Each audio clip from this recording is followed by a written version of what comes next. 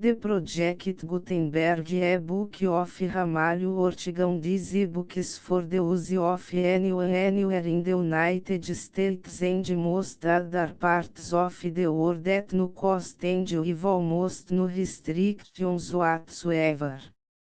You may copy it, give it away or reuse it under the terms of the Project Gutenberg license included with this ebook or online at www.gutenberg.org. If you are not located in the United States, you will have to check the laws of the country where you are located before use this ebook. Title: Ramalho Ortigão Author, em Meteorantes Release Date, November 12, 2010 E-book Jogo da Velha 34292 Most recently updated, January 7, 2021 Language, Portuguese Credits, Produced by Mike Silva Start of the Project Gutenberg e-book Ramalho Ortigão em Meteorantes Ramalho Ortigão 1915 Livraria Ferreira L da Editores 132138, Rua do Ouro, 132138 Lisboa Ramalho Ortigão do mesmo autor Livro de Maria, versos, 1898 Frei Agostinho da Cruz 1909 A publicar Mundo de Cristo, Pessoas e Casos.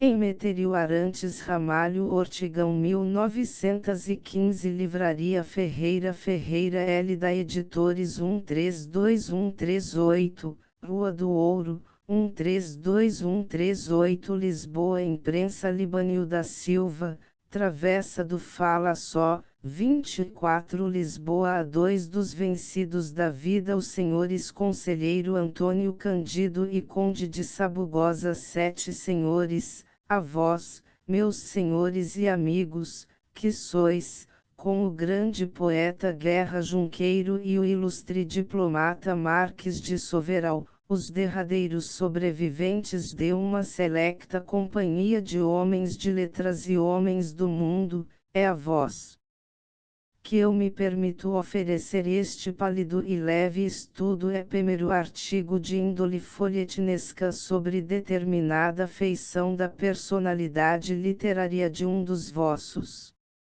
Eu creio que ninguém, melhor do que vós, avaliará o intuito admirativo e piedoso de estas páginas de crítica feice em que a exegese subjectiva queissa e que completamente desapareceu para dar lugar à palpação material ao facto literário que mal encobre, na maioria dos casos, a gênese espiritual de onde provém.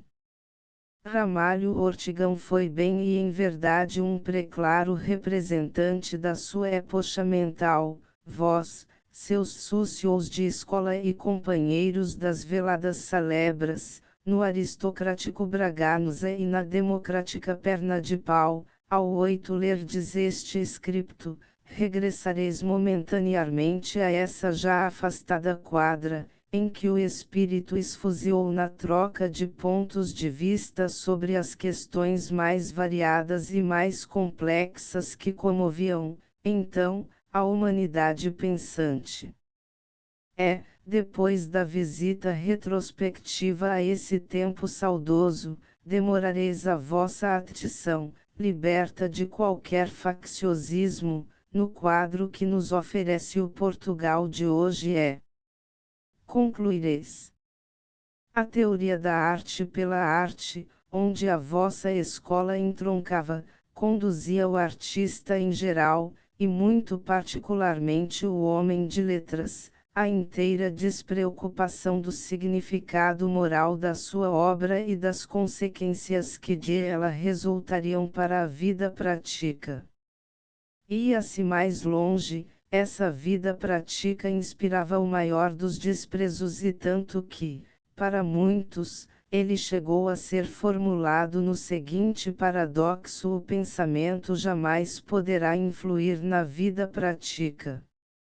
O único dever do filósofo, do poeta, do autor novo dramático e do romancista, diz-nos Ted Wiesel, em um estudo sobre o discípulo, era procurar exprimir plenamente as suas ideias, os seus sentimentos, os resultados da sua observação ou da sua fantasia, sem se preocupar com os vãos e estúpidos lamentos do cego rebanho dos moralistas de qualquer proveniência e feitio. A grande massa dos leitores portugueses dos livros de Oliveira Martins, dos romances de Eça e das farpas de Ramalho não tinha a preparação suficiente para distinguir um processo artístico nas malhas tecidas com ouro de aqueles trechos lapidares. Direi mais, a maioria dos leitores dos romances de Eça perdia o fio da efabulação, levada, atraída como que em uma sugestão hipnótica pelo pormenor picante que lhe passava, nos lombos, um arrepio delicioso. Quem viu na Relíquia, por exemplo, o castigo da hipocrisia e a reabilitação do hipócrita quando se decidiu a trabalhar e a pôr de banda a mentira, desce, sem contestação, se não fosse este tênue veiozinho doutrinário, e, é claro, aquele assombroso sonho palestiniano, inspirado, talvez, na vulgarização de um evangelho apócrifo por Petra Celli della Gattina, o que ficaria de essa colossal relíquia senão o monumento mais monstruoso, mais gratuito e mais perversamente levantado, pelo gênio, a indignidade das letras. De forma que esses livros, pecando pelo que em si continham de pernicioso, lançados para um meio que não sabia dar-lhes o desconto das demasias, duplamente eram perigosos. Pois padece dúvida que a concepção dos nossos deveres e direitos nos advém das emoções estéticas ou intelectuais que os mestres verterão com subtileza e tacto, através das suas obras, no nosso espírito ávido de luz. E não é certo que essas emoções serão tanto mais fortes e duradouras quanto mais belo e paramentado de atavios seja o seu faltor. Da obra hegemônica, e chamo-lhe assim porque a obra de regresso é pequena e tardia, de estes três grandes vultos literários, a de Ramalho, sendo talvez aquele a que mais influência teve por pela sua índole e facilidade de aquisição penetrar em um maior âmbito de ledores, em todo o caso, é a que menos presta o flanco às tremendas responsabilidades de ter fomentado este estado de espírito e de factos que caracteriza a atualidade portuguesa. O Sr. Dr. Ricardo Jorge, N1, como todos os que da sua pena diamantina saem, estudo magistral ultimamente publicado sobre o ilustre morto, diz-nos, Ramalho, o censor, alia em uma congruência equilibrada ao cosmopolitismo, ao congenialismo, domina ao instinto racial e tópico, profunda observação, de um analista consumado, que explica muitas das passagens se não todo o recheio de este desataviado scripto, que a vós, meus senhores e amigos, dedico, porque de Ramalho fostes súcios companheiros, esperando que, ao lê-lo, em ele reconheçais, como para si desejava Louis Blanc, o acento de uma voz sincera e as palpitações de um coração sedento de justiça. 1915, 2 de Desgraus H13. As farpas eram iconoclastas, vinham para desmantelar os bustos olímpicos, deviam deixar aos S. Paulos o cuidado de plantar as cruzes. Essa de Queiroz, Carta Biografia de Ramalho Ortigão. A morte de José Duarte Ramalho Ortigão, um dos últimos sobreviventes de uma grande geração de espíritos altos, suscitou um movimento quase unânime de simpatia, de piedade, de saudade e de admiração, que é consolador enaltecer e útil a ela conservar de memória, por esse glorioso escritor e por esse grande homem de bem. Quando, em 1878, essa de Queiroz escrevia, de Newcastle, a Joaquim de Araújo, aquela tão conhecida e tão citada carta, que constitui a biografia do espírito de Ramalho Ortigão, essa biografia ficou definitivamente feita. Tudo o mais que se lhe acrescente e bastante se tem escrito não passa, em última análise, de sábias e eruditas variações sobre aquele leitmotiv. De modo que todos esses artigos, alguns celebres, servem mais para determinar o estado de alma dos seus autores, o que é convenientíssimo para a história literária, do que propriamente para subsidiar a obra e os intuitos do autor das farpas e da Holanda. O que essa de Queiroz, com a percussiente e genial agudeza do seu engenho, não podia, há 30 anos, determinar, era quais fossem os motivos de ordem intelectual 14 e moral que haveriam de transformar o vibrante panfletário de então, no corajoso, no desassombrado, no vibrante autor do Rei de Carlos, o martirizado.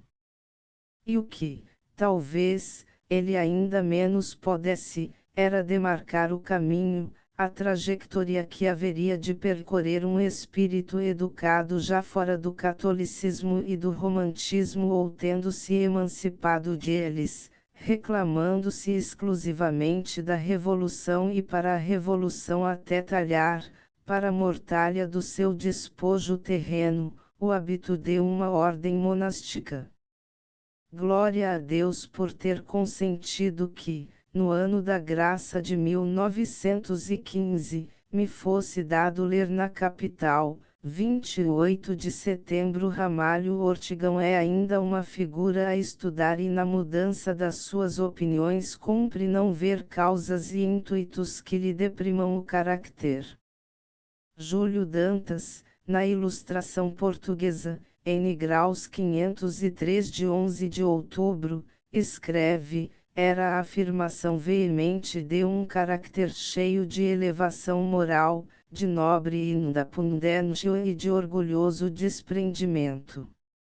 E Lopes de Mendonça, em nome da Academia das Ciências de Lisboa, pronuncia, sobre o caixão, que vai desaparecer para sempre, palavras repassadas de sentimento. A sua vida de trabalhador honrado foi um exemplo e um estímulo.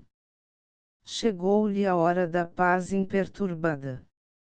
Quando nos couber a vez de a compartilharmos, que seja tão serena, como a dele, a nossa consciência. São testemunhos insuspeitos e por isso não é demais celebrar-lhes a nobreza e a sinceridade, quando lhes seria mais cômodo remeterem-se, no capítulo da mudança de opiniões 15, a um discreto silêncio ou explica-o-a fisiologicamente pela cachexia senil.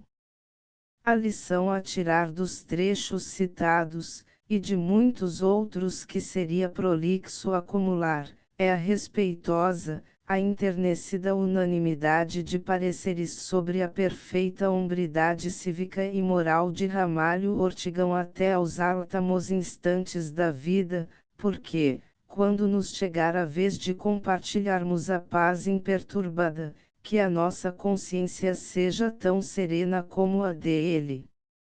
Mas não foi só Ramalho que mudou de ideias, regressando a princípios de conservantismo. Foram ainda outros que, tendo feito uma larga obra resultante da emancipação do catolicismo e do romantismo, reclamando-se exclusivamente da Revolução e para a Revolução, mudaram também.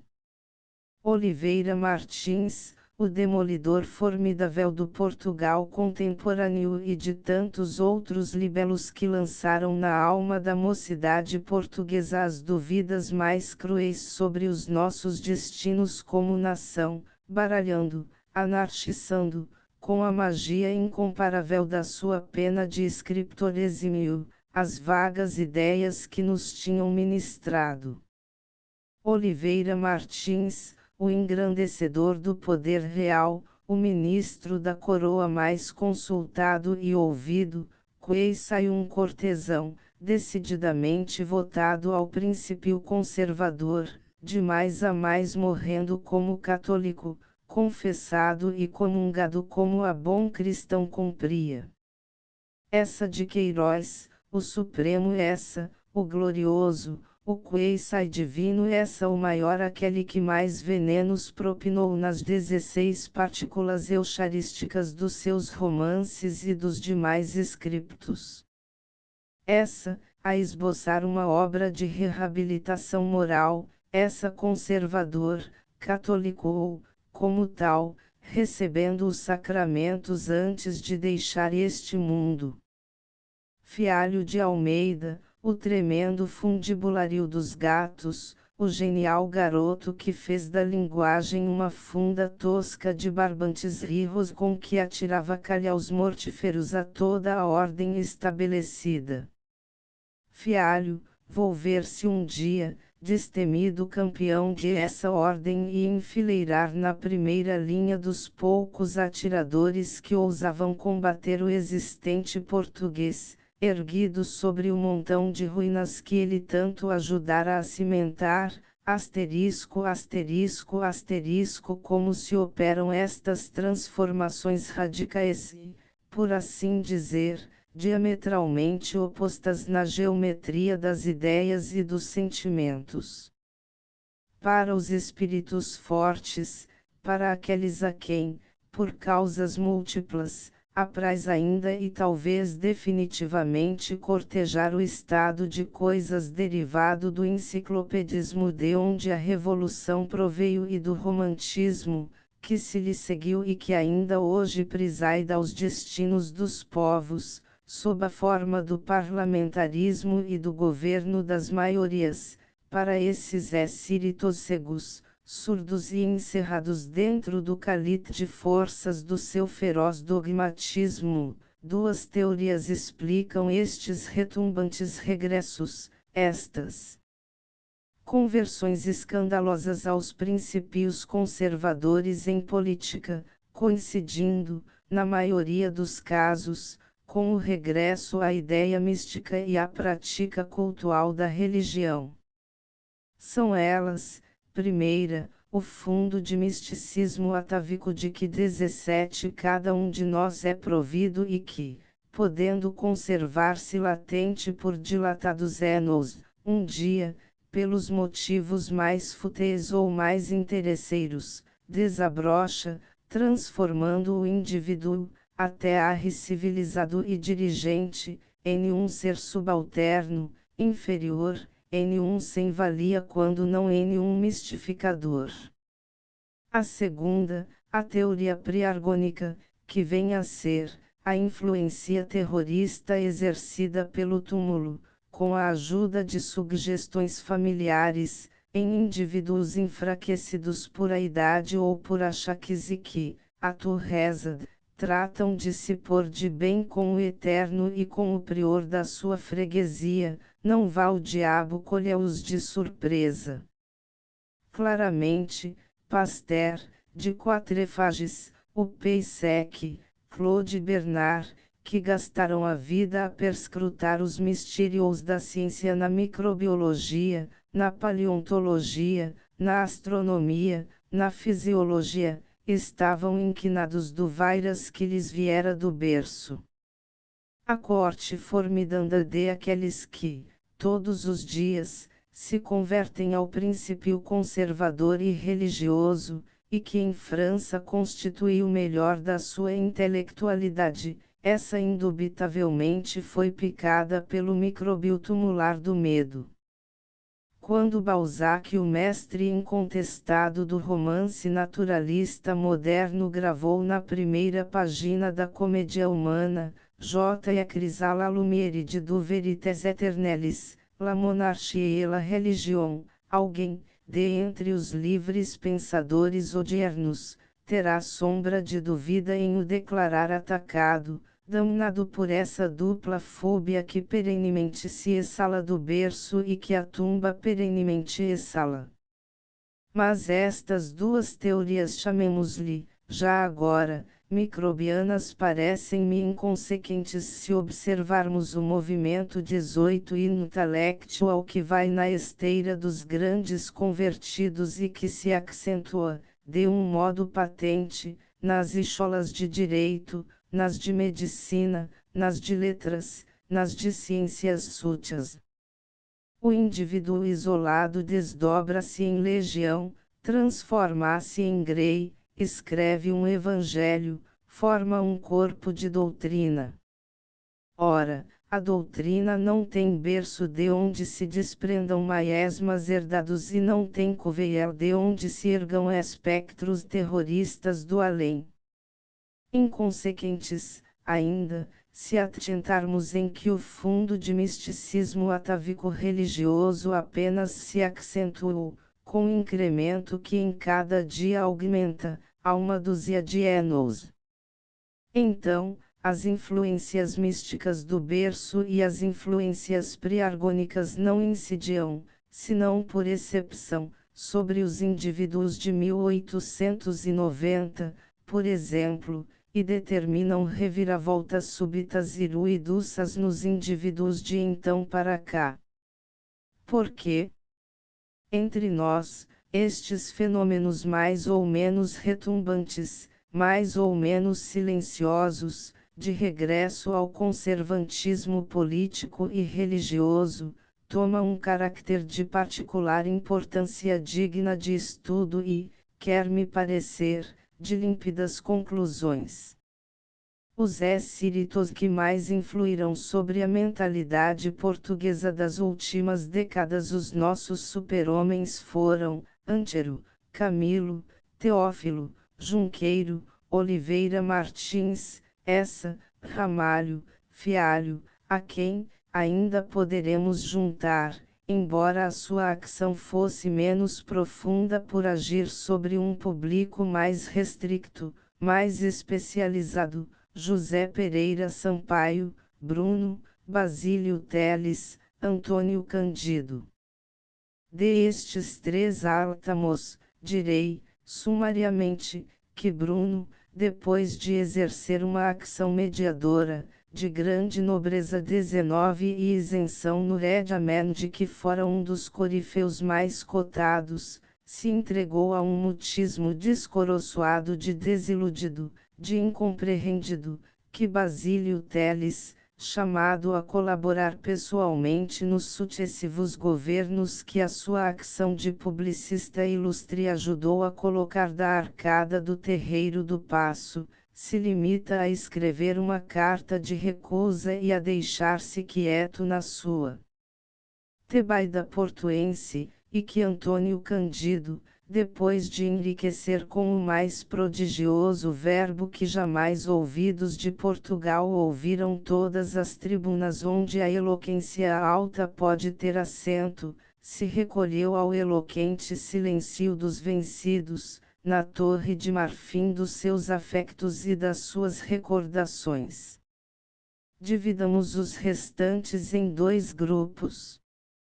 No primeiro, o dos poetas e fantasistas, colocaremos Antero, Junqueiro, Camilo, Teófilo; no segundo, o dos propriamente críticos, Oliveira Martins, Essa, Ramalho, Fialho.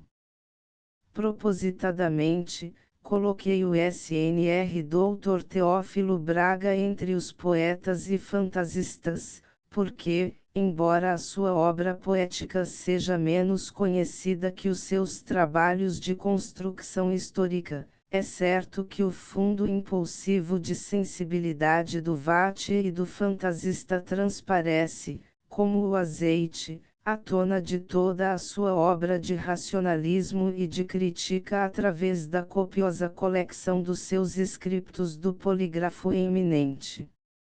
O SNR Guerra Junqueiro, depois que escreveu A Pétria, penso que não pode, com direito, enfileirar entre os profissionais da observação e da dedução crítica.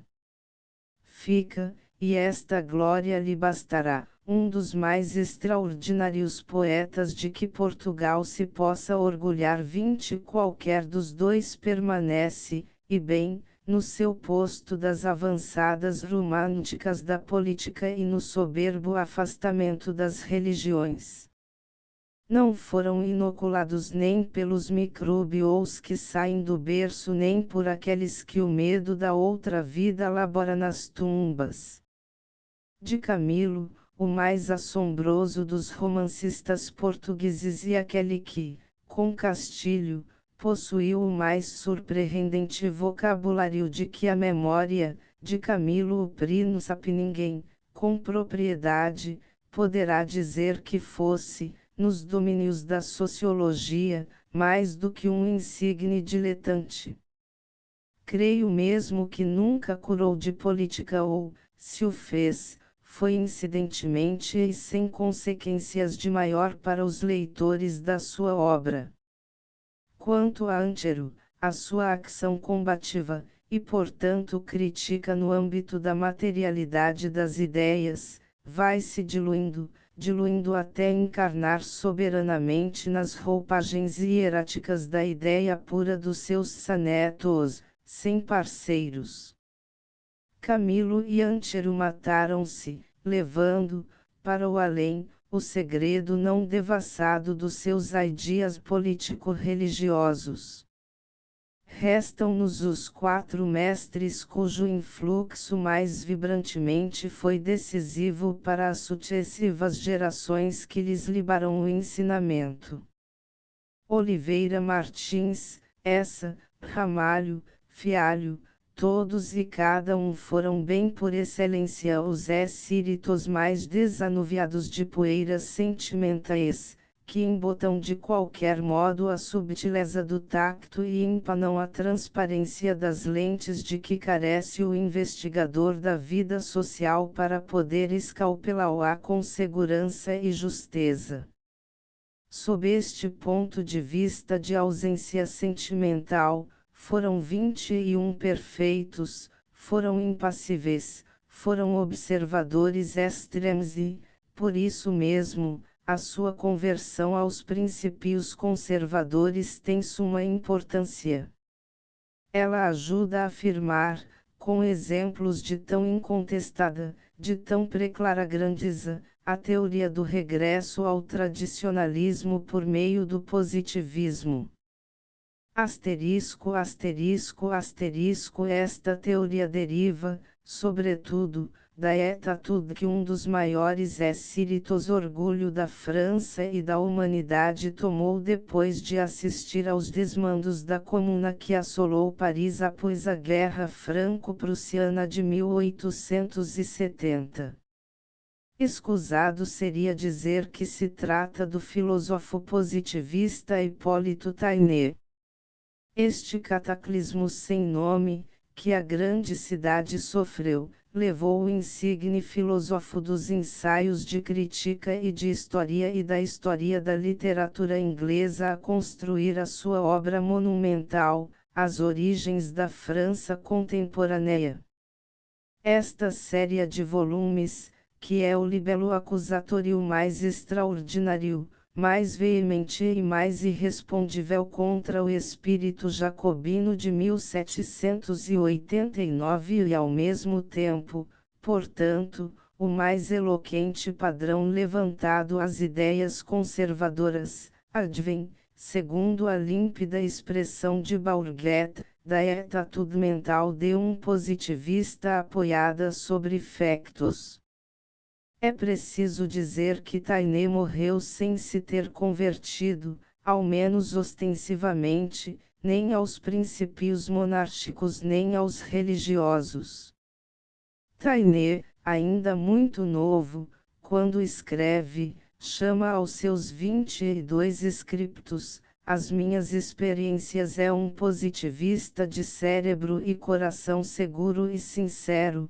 Também as origens foram o início de um nunca acabar de publicações, livros, monografias, artigos de jornal e de revista, reveladores de uma erudição cuidada bebida nos mais seguros documentos, que jaziam empoeirados nos arquivos públicos e particulares e que formam, hoje, um corpo de doutrina que refaz inteiramente aquelas velhas noções que, há 30 anos atrás, nos ministraram sobre a grande revolução e os seus homens.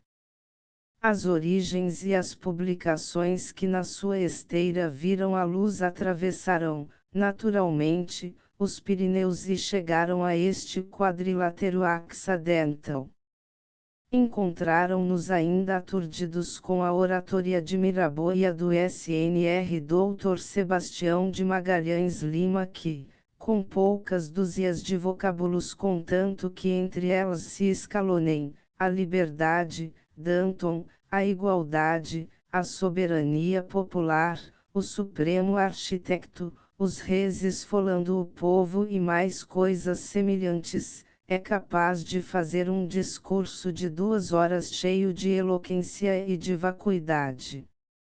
E os positivistas de cá principiaram também a fazer as suas experiências e verificaram, com espanto, que nós ainda não tínhamos uma comuna, mas que agigantadamente caminhávamos para ela e que horror, eram elas com os seus excepcionais talentos, com os seus maravilhosos livros, com os seus artigos de mestre, quem mais concorrera para a anarquia das ideias e para o quietismo em essa anarquia, onda de lama que subverteria tudo, sob a fórmula, profeticamente visionada por essa, da balbúrdia sanguinolenta. Os poetas e os fantasistas não tiveram consciência nítida das suas responsabilidades, quiçá não viram a caverna 23 temerosa que ajudaram a abrir, talvez que ainda a não vejam, mas elas, sim, que estavam acostumados a palpar a vida friamente, impassivelmente, como cirurgiões de sentimentalidade embotada e fizeram alto. Como se tratasse de gente de escola, esses 4 homens não se limitaram a parar, regressaram, cada um deles obedecendo à atitude mental de um positivista apoiada sobre factos. Regressaram ao tradicionalismo pela via do positivismo. Asterisco, asterisco, asterisco é rematadamente paradoxal a teoria basta às vezes preconizada, e agora a propósito de Ramalho Ortigão novamente posta a lume, de que é preciso que um homem superior morra como viveu para crédito do seu nome e honra da sua memória, porque, ideologicamente, calide com a evolução do pensamento e porque, materialmente, quando ele se torna dificílimo, se não impossível, assentar qual o momento preciso da vida em que o seu modo de pensar e agir seja a expressão definitiva que traga para o seu nome e para a sua memória as devocionais e unânimes consagrações do crédito e da honra. Assim, Victor Hugo, por exemplo, deveria viver a sua longa vida a cantar El Enfant du Miracle e as Vierges de Verdun ou seria mais consentâneo com a sua dignidade de ser inhumado nos arminhos de par de França da monarquia de 24 de julho. Certamente que a fez republicaníssima de aquele grande espírito é a que mais convém. Em todo o caso, nem os partidários da realeza do Conde de Chambord nem os da monarquia orleanista pensaram da mesma forma. De igual modo, Ramalho Ortigão não perdeu o crédito do seu nome e a honra da sua memória por ter evolucionado no sentido conservador político e religioso.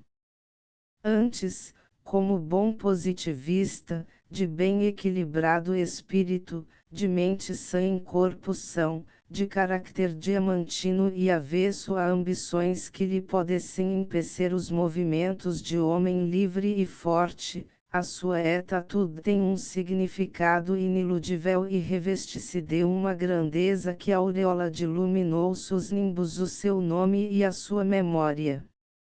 Ele lá tinha o sumo sacerdote da sua igreja filosófica esse austero conte a ensinar-lhe o caminho, quando expressamente se refere à disciplina moral que a humanidade advém da doutrina católico-romana e, por de certo, relendo o volume que, no regime moderno, Taine consagra à igreja, o seu espírito amadurecido e adestrado na álgebra das ideias reconheceria a força construtiva da unidade católica, perante o vácuo que o seu desaparecimento causaria, nas palavras de esse filósofo, que todos os seus biógrafos dão como um dos mestres do seu espírito, nem a razão filosófica, nem a cultura artística e literária, nem mesmo a honra feudal militar e cavalheiresca, nenhum código, nenhuma administração,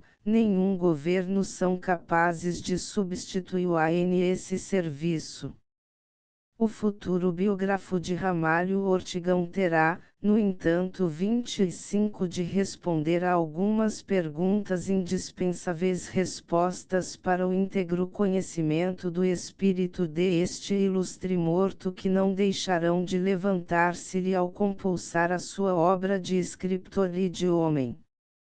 Ocorrer-lhe-á, se a sua conversão às ideias conservadoras em matéria política e religiosa representa uma verdadeira apostasia ou será antes um regresso não tanto às ideias alheias como às suas próprias.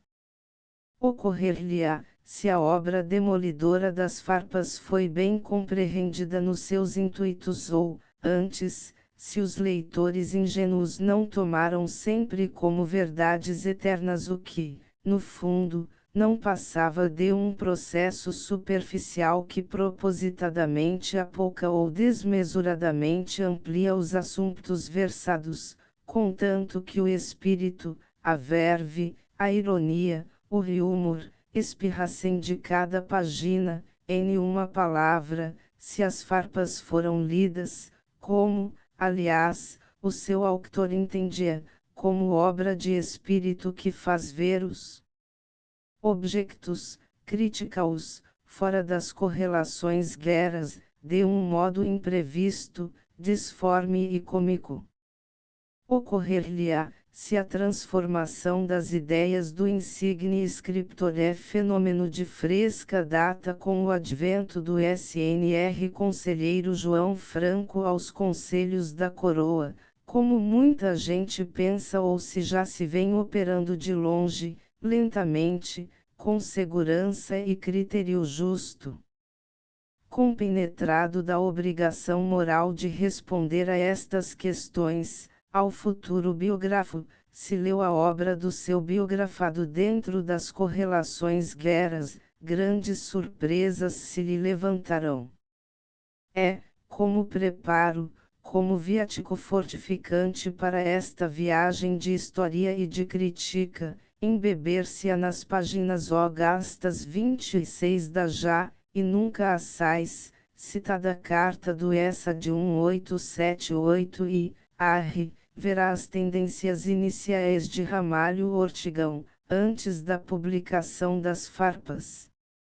Paris, o Paris do chique, das coquettes, das operetas, dos boursiers, dos jacques, das dançarinas e dos pequenos tiranos deixara-lhe nos olhos e no espírito um grande deslumbramento, se lá se estivesse estabelecido então, teria escrito, com fervor, no Figaro, teria ido todas as tardes ao Bois curvar o espinhaço diante da libré verde e oiro do personagem taciturno e caquético que então dominava o mundo.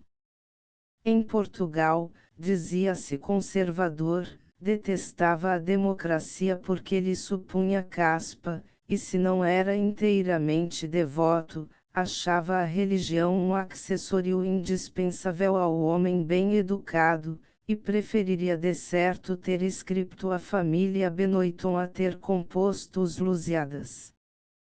De não esquecer que estas truncadas linhas são da pena de essa, aquele, de entre os escritores portugueses, para quem o termo tinha, dentro da sua arte, uma significação própria, insubstituível e que ele não sacrificava nem ao talhe aristocrático do período nem à fonia de tão grandes efeitos da sua prosa, aquela extraordinária geração vinda parte de Coimbra, parte de aqui, parte de acolá, propunha-se, antes de mais nada, para a propugnação das novas ideias, acabar com a retórica. Delas, das palavras transcriptas, pode, portanto, concluir-se que Ramalho Ortigão, quando abandonou o Porto e veio para Lisboa, e já não era nenhuma criança, tinha grandes predileções pelo exhibicionismo dourado do Segundo Império, representado na sumptuária elegante e custosa de que era símbolo magnífico a volta consuetudinária autor do leque, que 27 se dizia conservador em política detestando a democracia, que, em matéria religiosa, não sendo inteiramente devoto, estava por isso mesmo longe de ser inteiramente o contrário, e, finalmente, que em literatura preferia o leve modelo parisiense a toda a obra dos mestres até então consagrados. Permanecia, no entanto, um escritor de estilo vernáculo, quinhentista, arcaico, obsoleto, exprimia as suas preferências de Boulevard na linguagem de Bernardes. O estilo é o homem. Tal era Ramalho Ortigão pela volta dos 32 anos. As farpas deveriam aparecer 3 anos mais tarde, mas antes desse aparecimento, essa de Queiroz já entrevia na visita de pêsames, das histórias cor-de-rosa, o realista, o caricaturista, com os processos queixais científicos do escárnio. Vieram as farpas. Como o grande sucesso da lanterna tendo posto à moda, como sistema, o riso de oposição deu, talvez, origem às farpas. Temos deste modo, pelo autorizado testemunho do colaborador emérito e do melhor amigo de Ramalho, a psicologia desses panfletos de retumbantes êxitos e de imarcessível graça, em que o bom senso, o bom gosto e a visão certa das pessoas e das coisas tinham uma parte considerável, mas cujo fundo é feito pelos processos queixais científicos do escárnio, mercê da moda arvorando, como sistema, o riso de oposição. A espessa ingenuidade, chamemos-lhe assim, talvez do maior número dos leitores desses fascículos celebres não compreendeu essa psicologia, antes tomou à letra tudo quanto a inexaurível caudal de violenta ironia lhes proporcionava. 28 Não vendo, muitíssimas vezes, em uma palavra adjetivo ou advérbio a negação patente de toda aquela lógica de desenfastiado diletante cheio de saúde de corpo e alma. Tomemos, ao acaso, aquela deliciosa carta ao príncipe SNRD. Carlos, escrita em 1883. Quem de ela se lembrar, e eu creio que quem alguma vez a leu jamais a esquecerá, talvez se recorde de ter concluído que ao Sr. D.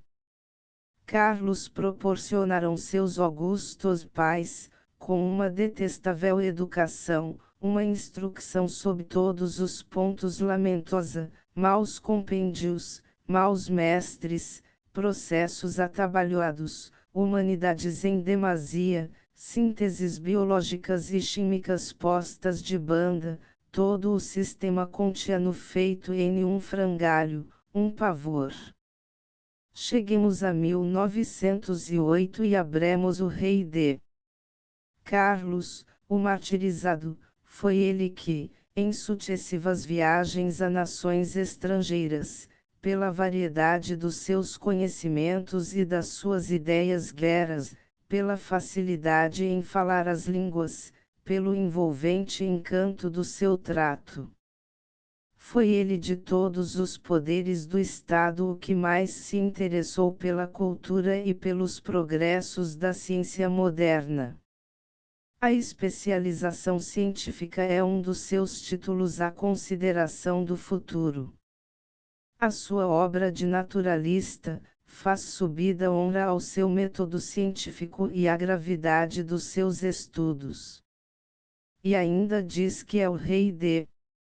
Carlos, com a sua contribuição científica, concorre com companheiros que se chamam Humboldt, Darwin, Jussieu, Agassiz, Diafroicente e Lyry. Estou de aqui a ouvir estrondosamente saltar, da boca de 29 cada um dos leitores, um argumento decisivo e pesado como cilindro de granito sobre a miseranda pedra britada de pareceres tão contraditórios, o qual vem a ser que entre 1883 a 1908 decorre um quarto de século e que Ramalho mudou de ideias, tendo-se feito cortesão. Puro engano. Volvamos a 1883. O Sr. D. Carlos vai partir para o estrangeiro e quem o acompanha é Antônio Augusto de Aguiar. Quis fuziar de irônias. É este homem que vai ser o real olheiro de Vossa Alteza. Um olheiro de galochas de borracha na vista, um olheiro que vai para ver tudo e que a si mesmo se não viu nunca senão até metade do ventre porque da outra metade até aos pés principia para o seu raio visual o hemisfério do grande indecifrável, do eterno incognoscível, e mais e muitos mais epigramas. Logo a seguir, porém, em uma transição brusca, e todavia é possível que o venerável sábio venha a abusar um pouco do algebrismo técnico da ciência que tão gloriosamente professa. Ó senhores! Pois se a família real portuguesa entregava o seu primogênito aos cuidados de um venerável e, de mais a mais, glorioso sábio para o guiar em essa viagem de estudo, espécie de complemento aos trabalhos teóricos de gabinete, que até então o tinham ocupado, que prova mais frisante do cuidadoso desvelo que presidiu a orientação espiritual dada ao príncipe herdeiro.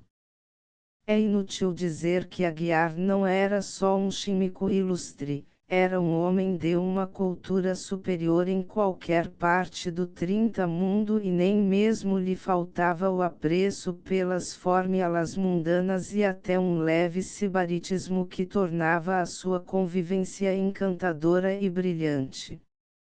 Ainda a escolha de tal homem, se nos lembrarmos de que colaborara na democracia de José Elias e que precedera o Sr. Dr. Bernardino Machado, e outros não menores liberas, no grão-mestrado do Grande Oriente, responde, de irrefutável maneira, a ironia das farpas no respeitante à educação acanhada e beata que, segundo elas, era dada ao Sr. D. Carlos, de modo a torná-lo uma espécie de Rosière de Nanterre. Mas, para o maior número dos leitores não eram estas patentes considerações que prevaleciam, mas as que antiteticamente ali se expunham, com os processos coeçais científicos do escárnio, com o sistemático riso de oposição. Os pedagogos de Vea educaram-o dentro da virtude, mas fora da natureza. E esses leitores ficaram inteirados.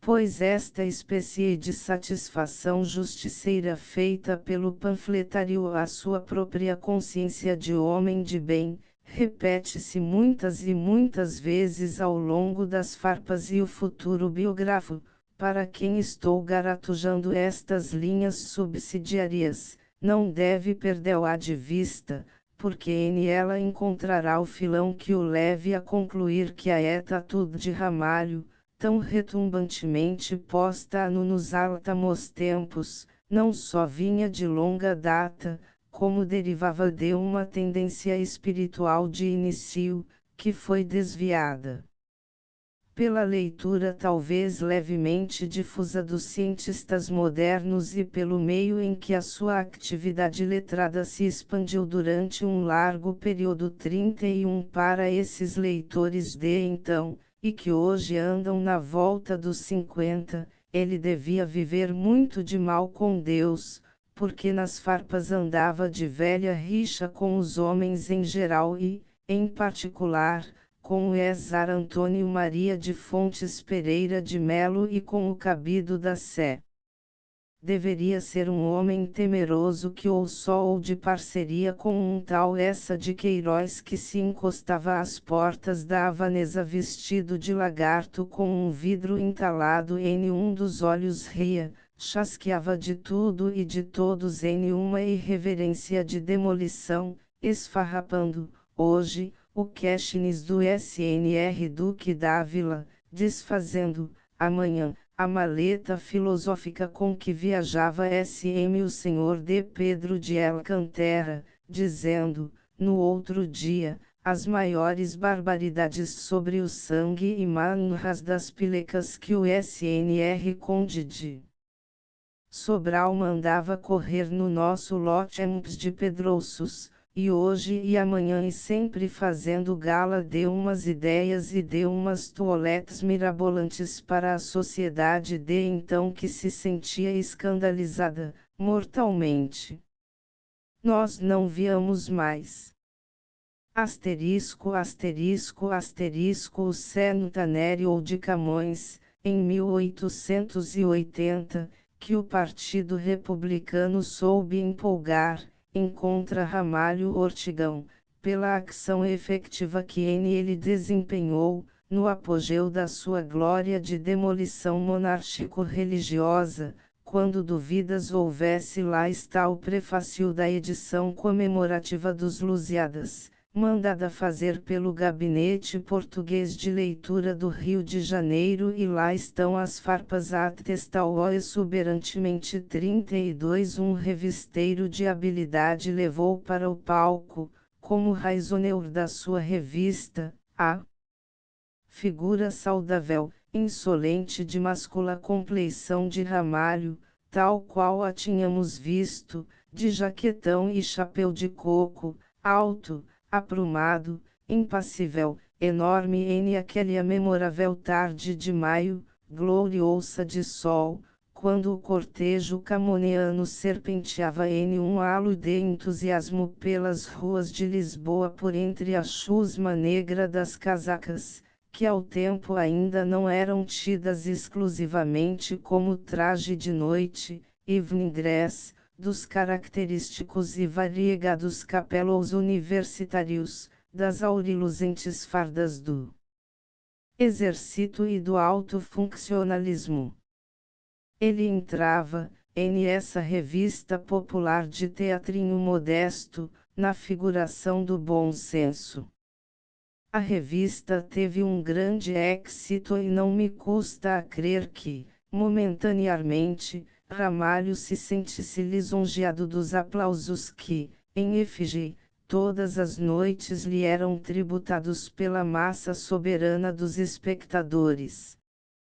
Se, porém, atentarmos nas suas predileções espirituais, na sua compreensão e exteriorização do conforto e da elegância, no aprumo da sua pessoa e grave gentileza das suas maneiras, se nos lembrarmos do seu rebarbativo orgulho de intelectual que tem por obrigação ler tudo, saber de tudo, contudo entreter o público, apoderar-se de todas as ideias, observar todos os fenômenos sutis, criticar todos os usos, sorrir de todas as jerarquias humanas, escarnecer de todos os ridículos e ridicularizar todas as coisas, se nos compenetrarmos de que N aquela, já agora celebra, água furtada da sede dos catanos vivia e laborava um homem de tão requintada sensibilidade espiritual e cuja filosofia tinha,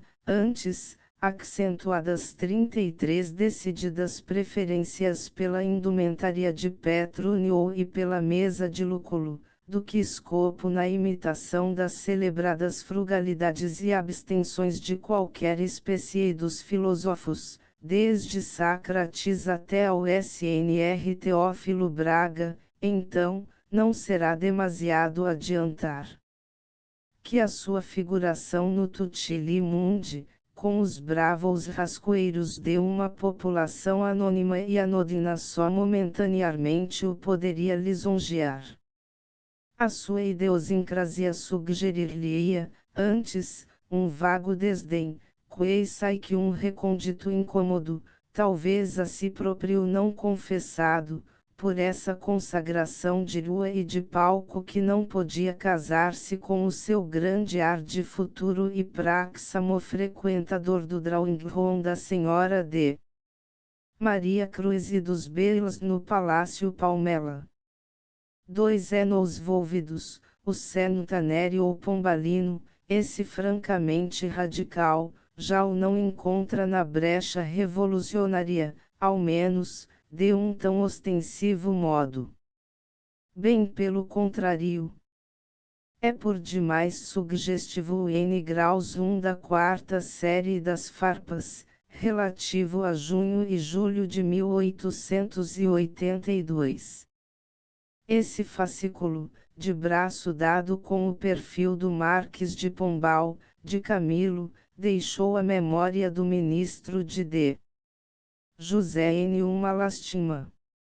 A democracia portuguesa entendeu apoderar-se do Marques como lábaro de aspirações sectárias, anticlericais, por ter expulsado os jesuítas e decepado as cabeças de uns tantos nobres esquecida, a miséria, de que ele substituíra o favor até então desfrutado pela Companhia de Jesus, as graças dispensadas aos oratorianos e à Inquisição, a quem deu o título de majestade, e que os golpes vibrados aos membros da aristocracia redundavam em um acréscimo de absolutismo para o poder real. Mas não é de Pombal que se trata, senão 34 de Ramalho de 1882, perante a consagração centenária que as avançadas liberalengas da época levaram a cabo com tanto entusiasmo quanta inconsequência. Todo esse fascículo das farpas é sobremodo notável e presta-se a um desenvolvido estudo. Nele, se patenteiam flagrantemente todas as qualidades e todos os senhões do grande escritor, a graça leve, a ironia funda, a incerteza moral, laivos tedientos de cansaço, assomos de indignação, pontos de vista certos a espirrarem como faulas brilhantes de entre a caligem paradoxal. Para de tudo haver, em esse supremo scripto, acentuadamente negativista, nem lhe falecia nota profética, enquanto a estátua do Reformador, em que se fala como complemento do centenário, a cuja celebração acabamos de assistir, ela seria, se a fizessem, o monumento fúnebre elevado à morte da democracia ou à do senso comum na sociedade portuguesa. Mas não a farão nunca. É já demais a do terreiro do Paço para consignar a estima de este povo pelo charlatanismo dos seus tiranos. Mas não a farão nunca. Já lá vão 33 anos sobre o dito e, se não apressam, é natural que Ramalho tenha de subir à categoria de profeta maior. Chegados a 1883, a carta ao príncipe é mais ainda um supremo adeus à sátira virulenta do que a obra magnífica de um espírito cheio de seiva e alacridade, que joga esplendidamente com as palavras e com os conceitos para seu gozo próprio. Basta, em ela, reler a passagem, sobre todas hilariante, que é a história do príncipe Paulo no primeiro dia do seu noivado. Está na memória de todos, as festas do Cassorce ou Principesco findarão e o comandante da Companhia dos Vivas 35 incumbido mediante a esportula de 3 cifrão 200 e jantar, de fazer de povo nos dias de gala, havia terminado os seus trabalhos, o rei, com sua natural afabilidade, havia-lhe dito comovido, batendo-lhe no ombro e metendo-lhe na mão os 3 cifrão 200, obrigado, meu povo. É, como ressalta aos olhos menos habituados a verem estes assuntos, tremendamente demolidor. Offenbach nunca fez mais nem melhor, toda a psicologia dos entusiasmos populares, pelas alegrias e fastígio da realeza, posta no N uma dissecação anatômica perfeita. Contudo, o período não acaba ali, tem o leve berbicacho que segue, e ele, o comandante dos Vivas, com o vozeirão restaurado por 2 gemadas, partirá à pressa para ir levantar os Vivas à República em uma manifestação de províncio para que estava escriturado. Gela-se, talvez, o sorriso satisfeito de aqueles que celebraram a primeira parte da oração, porque, se a lógica lhes não for coisa omissa, encontrarão, em esta segunda parte, motivos de sobra para o conhecimento da psicologia dos meneurs de Vivoril e de Morroril tão nossos conhecidos. É um leve bisturi, bem afiado, de 2 gumes. No verão de 1886, se não estou em erro, em Sintra, na Quinta do Relógio, Ramalho dança, em um cotilon, com a senhora Duquesa de Bragança. Os vencidos da vida, com exceção talvez do SNR Guerra Junqueiro, são a nata da elegancia e do palacianismo. Ele lá estava, no seu posto, ao lado dos companheiros de lutas demolidoras Oliveira Martins e Essa de Queiroz.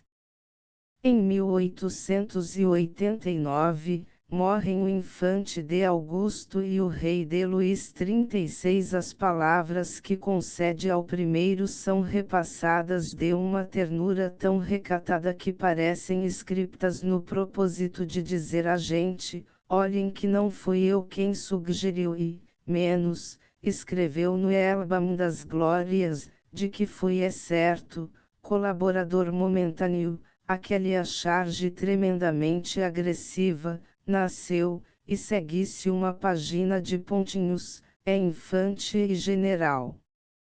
Quanto às páginas que dedica a D. Luís, termina-as com as palavras da Bíblia: ouvimos, porém, que os reis de essa casa tinham por si a clemência, dizendo que ele as merece aos seus mais encarniçados detractors. É que o século XIX, chegado ao período senil do seu termo, padece, palavras de Ramalho, a apática e sombria enfermidade de todas as incertezas morais. Foram a essas incertezas morais que tanto ele como os companheiros de critério positivista fugiram ou tentaram fugir, pelo regresso a ideias e práticas que, em um dado momento da vida meu Deus, no momento em que cabocleiros do ideal de mais força dispunham para edificar, negaram inconsideradamente. Mas o que é a pravidência? Os homens insignes, valentes saues, que vinham para desmantelar os bustos olímpicos, não deixaram a outros o cuidado de plantar as cruzes. Elas próprios volveram-se Paulos, em essa estrada de Damasco que é feita de factos, de observações, de experiências e da sua respectiva história. Elas é que plantaram as cruzes. 13 de novembro de 1915. End of the Project Gutenberg e-book Ramalho Ortigão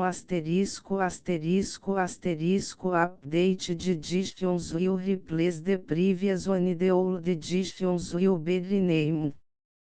Creating the works from print editions not protected by US copyright law means that no one owns the United States copyright in these works, so the foundation, and you, can copy and distribute it in the United States without permission and without paying copyright royalties. Special rules set forth in the general terms of use part of this license, apply to copying and distributing Project Gutenberg trademark electronic works to protect the Project Gutenberg trademark concept and trademark. Project Gutenberg is a registered trademark, and may not be used if you charge for an e-book, except by following the terms of the trademark license, including paying royalties for use of the Project Gutenberg trademark. If you do not charge anything for copies of this e-book, complying with the trademark license is very easy. You may use this e-book for nearly any purpose such as creation of derivative works, reports, performances and research. Project Gutenberg e-books may be modified and printed and given away. You may do practically anything in the United States with e-books not protected by US copyright law. Redistribution is subject to the trademark license, especially commercial redistribution. Start, full license. The full Project Gutenberg license please read this before you distribute or use this work to protect the Project Gutenberg trademark mission of promoting the free distribution of electronic works, by use or distributing this work, or any other work associated in any way with the phrase Project Gutenberg. You agree to comply with all the terms of the full Project Gutenberg trademark license available with this file or online at www.gutenberg.org/license. Section 1. General Terms of Use and Redistributing Project Gutenberg Trademark Electronic Works 1. By reading or use any part of this Project Gutenberg Trademark Electronic Work, you indicate that you have read, understand, agree to and accept all the terms of this license and intellectual property, trademark/copyright, agreement. If you do not agree to abide by all the terms of this agreement, you must cease use and return or destroy all copies of Project Gutenberg trademark electronic works in your possession. If you pay the fee for obtaining a copy of your access to a project Gutenberg trademark electronic work and you do not agree to be bound by the terms of this agreement, you may obtain a refund from the person entity to whom you paid the fee set forth in paragraph 1.8. 1.b Project Gutenberg is a registered trademark.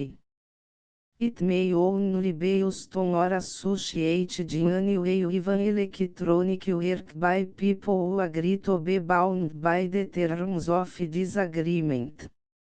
There are a few fees that you can do with most Project Gutenberg trademark electronic works even without complying with the full terms of this agreement. See paragraph 1.c below. There are a lot of fees you can do with Project Gutenberg trademark electronic works if you follow the terms of this agreement and help preserve free future access to Project Gutenberg trademark electronic works. See paragraph 1.I below. 1c. The Project Gutenberg Literary Archive Foundation, the foundation or PGLAF, owns a compilation copyright in the collection of Project Gutenberg trademark electronic works. Nearly all the individual works in the collection are in the public domain in the United States. If individual works are not protected by copyright law in the United States and you are located in the United States, we do not claim a right to prevent you from copying, distributing, performing, displaying or creating derivative works based on the work as long as all references to Project Gutenberg are removed. Of course, we hope that you will support the Project Gutenberg trademark mission of promoting free access to electronic works by freely sharing Project Gutenberg trademark works in compliance with the terms of this agreement for keep the Project Gutenberg trademark name associated with the work. You can easily comply with the terms of this agreement by keep this work in the same format with its attached full Project Gutenberg trademark license when you share it without charge with others. 1.d. The copyright laws of the place where you are located also govern what you can do with this work. Copyright laws in most countries are in a constant state of change. If you are outside the United States, check the laws of your country in addition to the terms of this agreement before downloading, copying, displaying, performing, distributing or creating derivative works based on this work or any other Project Gutenberg trademark work. The Foundation makes no representations concerning the copyright status of any work in any country other than the United States. 1.e Unless you have removed all references to Project Gutenberg. 1.e1. The following sentence, with active links to, or other immediate access to, the full Project Gutenberg trademark license must appear permanently whenever any copy of a Project Gutenberg trademark work, anywhere on which the phrase Project Gutenberg appears, or with which the phrase Project Gutenberg is associated, is accessed, displayed, performed, viewed, copied or distributed. This e-book is for the use of anyone anywhere in the United States and most other parts of the world at no cost and with almost no restrictions whatsoever. You may copy it, give it away or reuse it under the terms of the project. Gutenberg license included with this ebook or online at www.gutenberg.org. If you are not located in the United States, you will have to check the laws of the country where you are located before use this ebook. 1.E2 If individual project Gutenberg trademark electronic works derived from texts not protected by US copyright law, does not contain a notice indicating that it is posted with permission of the copyright holder. The work can be copied and distributed to anyone in the United States without paying any fees or charges. If you are redistributing or providing access to a work with the phrase Project Gutenberg associated with or appearing on the work, you must comply either with the requirements of paragraphs 1.E1 through 1.E7 or obtain permission for the use of the work and the Project Gutenberg trademark as set forth in paragraphs 1.E8 or 1.E9. 1.E3 If individual project Gutenberg trademark electronic works posted with the permission of the copyright holder, your use and distribution must comply with both paragraphs 1.E1 through 1.E7 and any additional terms imposed by the copyright holder. Additional terms will be linked to the Project Gutenberg trademark license for all works posted with the permission of the copyright holder found at the beginning of this work. 1.E4 Do not unrecord, touch or remove the full Project Gutenberg trademark license terms from this work, or any files containing a part of this work or any other work associated with Project Gutenberg trademark. 1.E5 Do not copy, display, perform, distribute or redistribute this electronic work, or any part of this electronic work, without permanently displaying the sentence set forth in paragraph 1.E1 with active links or immediate access to the full terms of the Project Gutenberg trademark license. 1.E6 You may convert to and distribute this work in any binary, compressed, marked up, non-proprietary or proprietary form, including any word processing or hypertext form. However, if you provide access to or distribute copies of a Project Gutenberg trademark work in a format other than plain vanilla ASCII or other format used in the official version posted on the official Project Gutenberg trademark website, www.gutenberg.org fecha parênteses you must, at no additional cost, for expense to the user, provide a copy, a means of exporting a copy, or a means of obtaining a copy upon request, of the work in its original plain vanilla ASCII or other form. Any alternate format must include the full Project Gutenberg trademark license as specified in paragraph 1.E1. 1.E7 Do not charge a fee for access to, viewing, displaying, performing, copying or distributing any Project Gutenberg trademark works unless you comply with paragraph 1.E8 or 1.E9.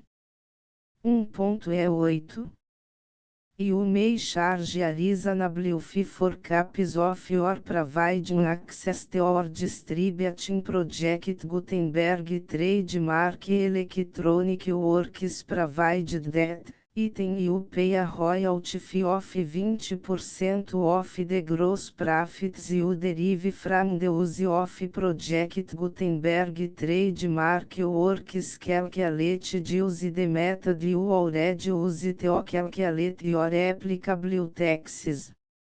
The fees owed to the owner of the Project Gutenberg trademark, but he has agreed to donate royalties under this paragraph to the Project Gutenberg Literary Archive Foundation.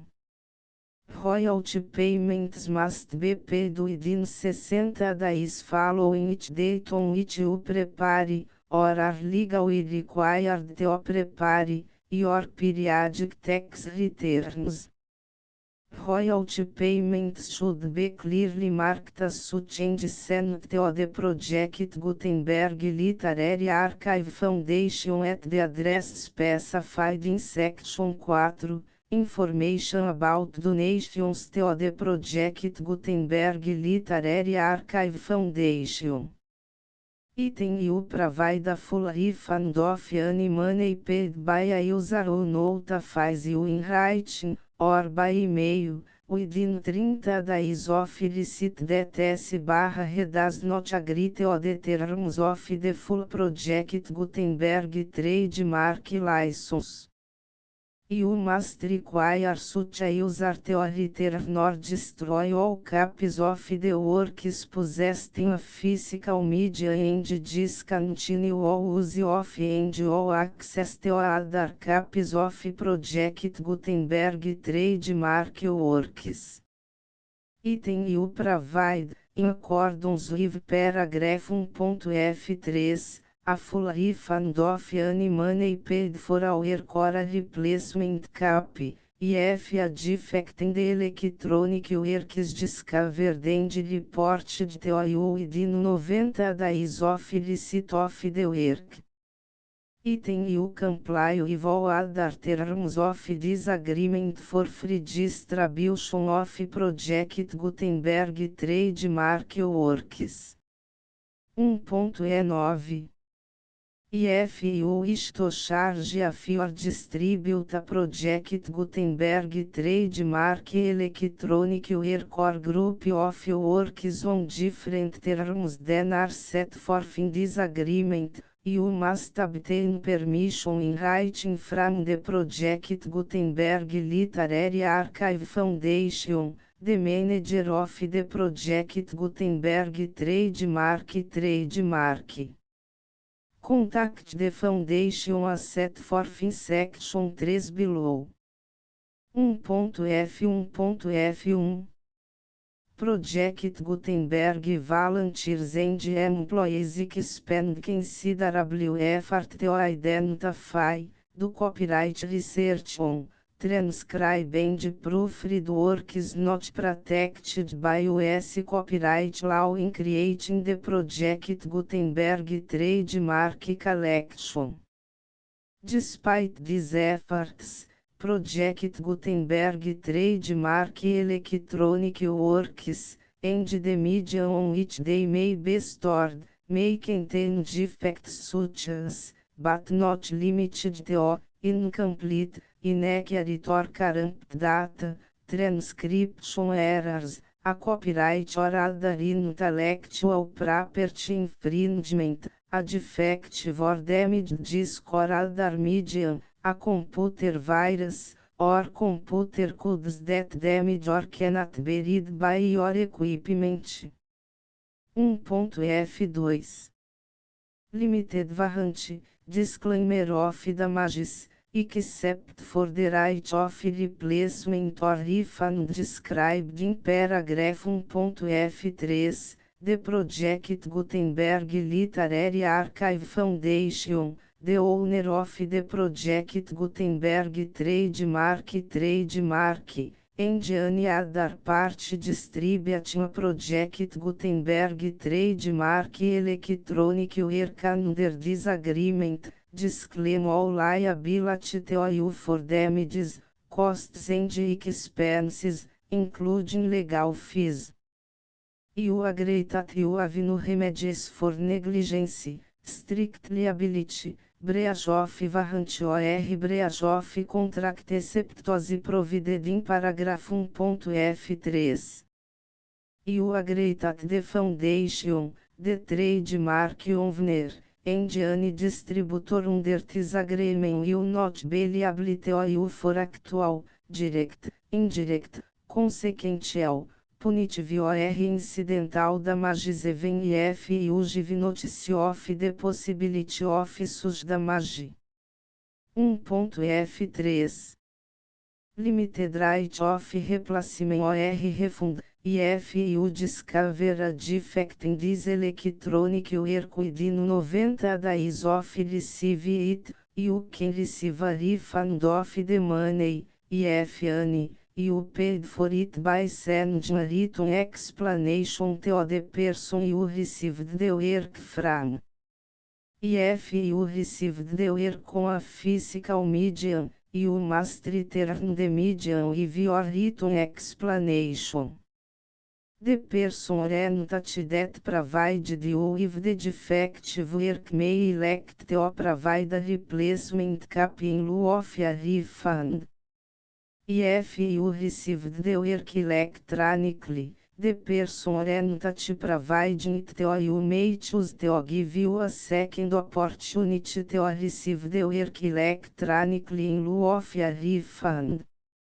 If the second copy is also defective, you may demand a refund in writing without further opportunities to fix the problem. 1.f4 Except for the limited right of replacement or refund set forth in paragraph 1.f3, this work is provided to you as is, with no other warranties of any kind, express or implied, including but not limited to warranties of merchantability or fitness for any purpose.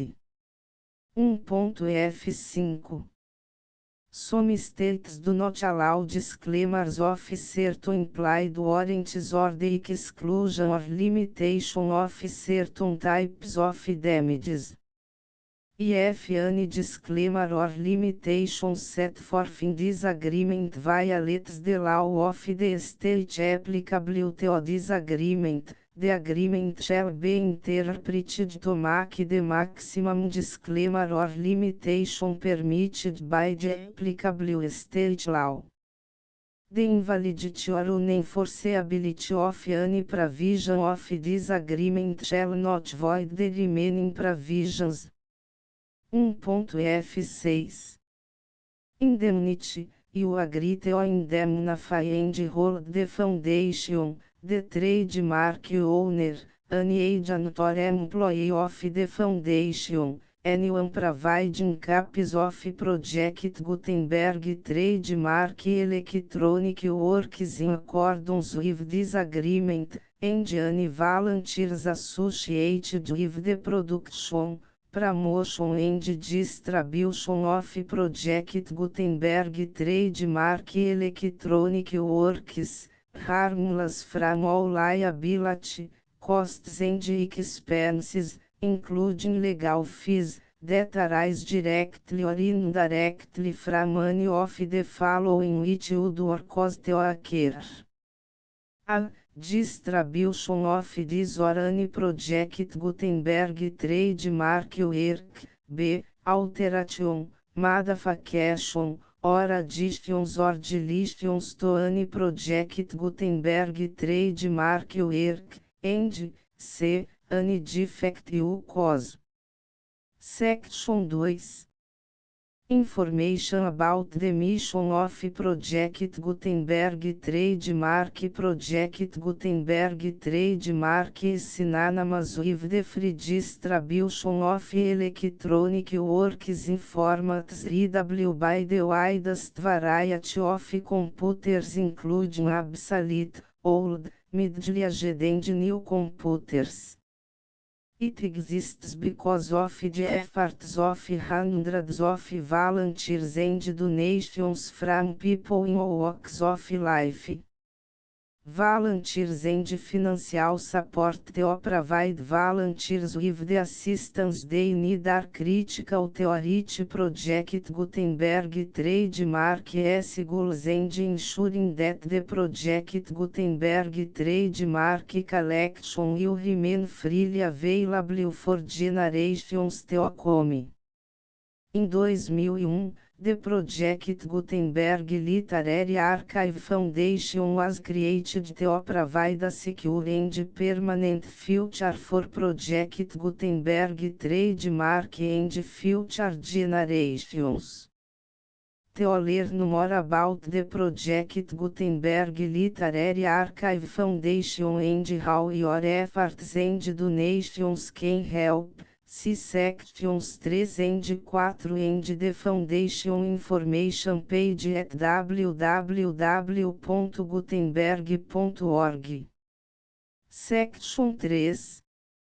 Information about the Project Gutenberg Literary Archive Foundation. The Project Gutenberg Literary Archive Foundation is a non-profit 501(c)(3) educational corporation organized under the laws of the State of Mississippi and granted tax-exempt status by the Internal Revenue Service.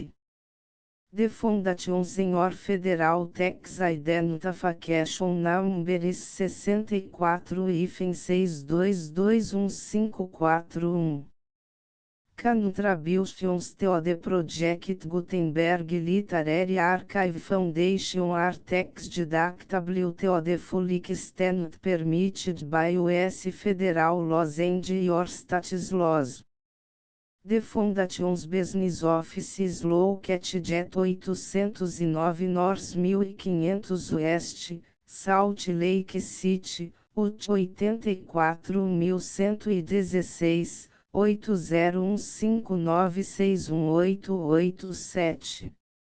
E-mail contact links and up-to-date contact information can be found at the Foundation's website and official page at www.gutenberg.org/contact section 4.